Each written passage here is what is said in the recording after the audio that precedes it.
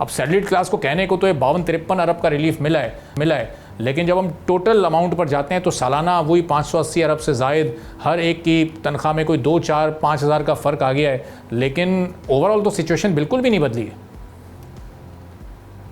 जी बिस्मिल्लाहिर्रहमानिर्रहीम। Thank you Arbab भाई। देखिए अरबाब भाई, हर साल मैं आपके प्रोग्राम में यही कहना बात करता हूँ कि सैलरीड क्लास वालों की जो है ना पिछले 4 से 5 साल में कमर तोड़ दी है। अच्छा, आपने भी देखा होगा कि जो है हर न्यूज़ चैनल में ये डेटा तो आ गया है कि जी सैलरीड क्लास ने 630 अरब रुपए जो है इसका ईयर अभी गुजरा है उसमें दिए हैं।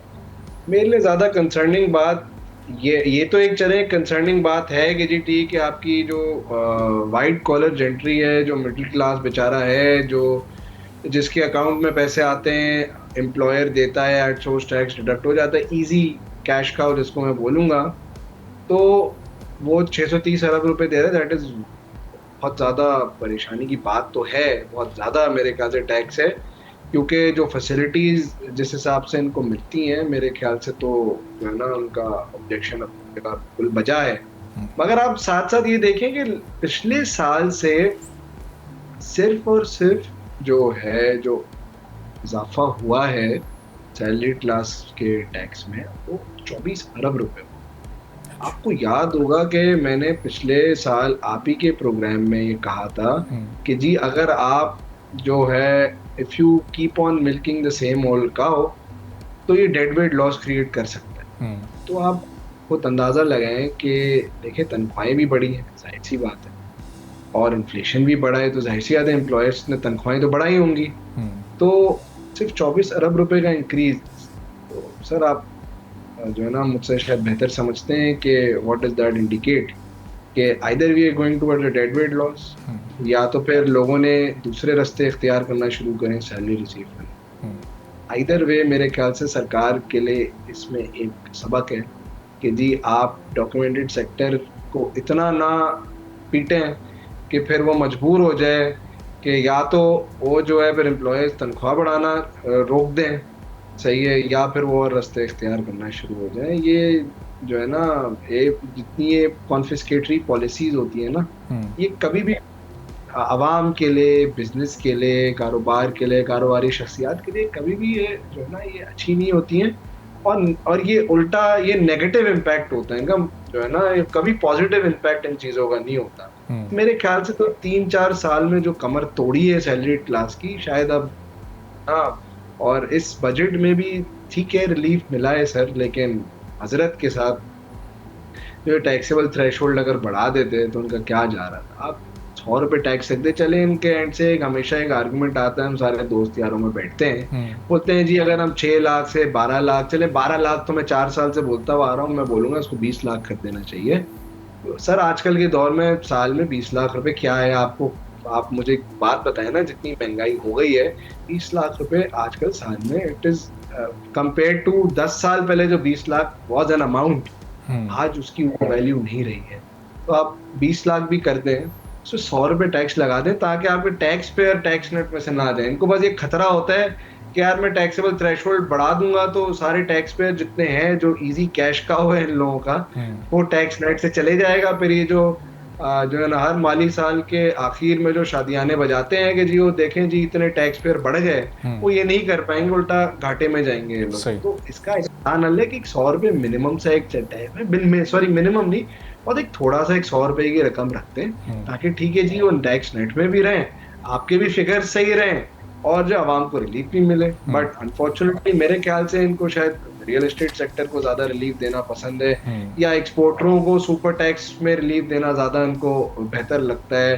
कहते तो हैं कि जी फिस्कल स्पेस नहीं है, मगर फाइनेंस एक्ट की जो पॉलिसीज कुछ हैं फाइनेंस बिल में जो इनिशियली आई और एक्ट के थ्रू अप्रूव हुई, मेरे ख्याल से फिस्कल स्पेस तो थी। शायद जो है कुछ और सेक्टर्स को उधर उसमें उसका बेनिफिट ज़्यादा मिल गया है बनिस्बत आम के।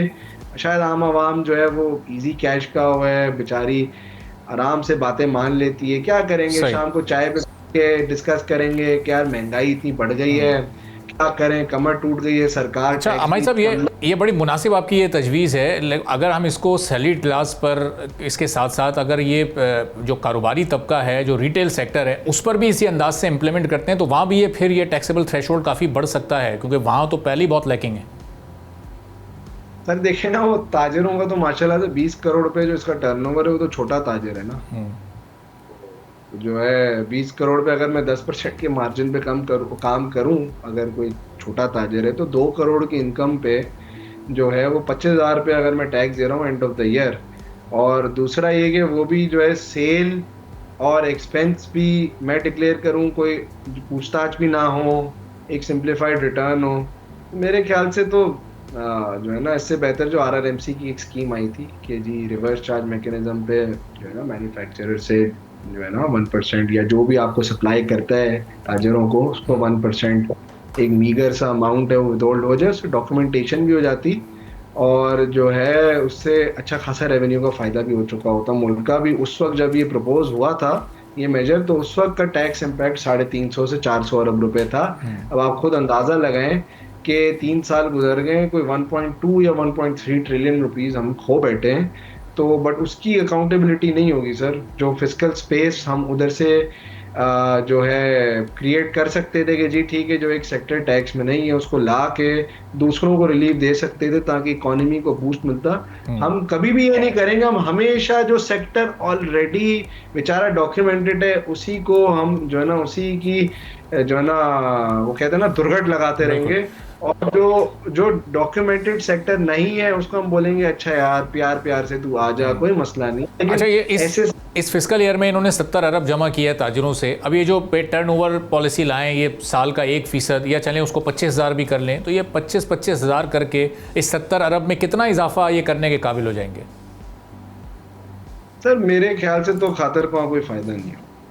खातिर को कोई फायदा नहीं होगा। आपको इस बात से खुद अंदाजा लगाएं कि कहाँ मैं आपको जो रिवर्स चार्ज वाली बता रहा था RRMC की, कहाँ 450 अरब और कहाँ 70 अरब। आपको अंदाजा लगा लें जो नेट लॉस है 350, चले मैं कंजर्वेटिव 300 अरब का एस्टिमेट लगा लेता हूँ। नेट लॉस जो है 300 अरब का अगर वो कर लें तो मुझे एक बात बताएं ना, बाकी जो सेक्टर्स जो ओवर बर्डनड हैं ऑलरेडी, जिसमें जो है सैलरी क्लास भी है, जिसमें मैं खुद हूँ सर्विस सेक्टर से जो मेरा ताल्लुक है, मेरे टर्नओवर पे अगर मैं, और आप देखें ना मैं कंपनी को सर्विस देता हूँ तो मेरे टर्नओवर पे 15% डिडक्ट हो जाता है। मतलब अगर मिसाल के तौर पे, एक just to keep it very simple, अगर मैं कंपनी को जो है ना लाख रुपए चार्ज करता हूँ मिसाल के तौर पे, तो 15,000 रुपए उस पे कंपनी डिडक्ट करके जो है ना जमा करवा देती है सरकार को, मेरे खाते में 85,000 रुपए आते हैं।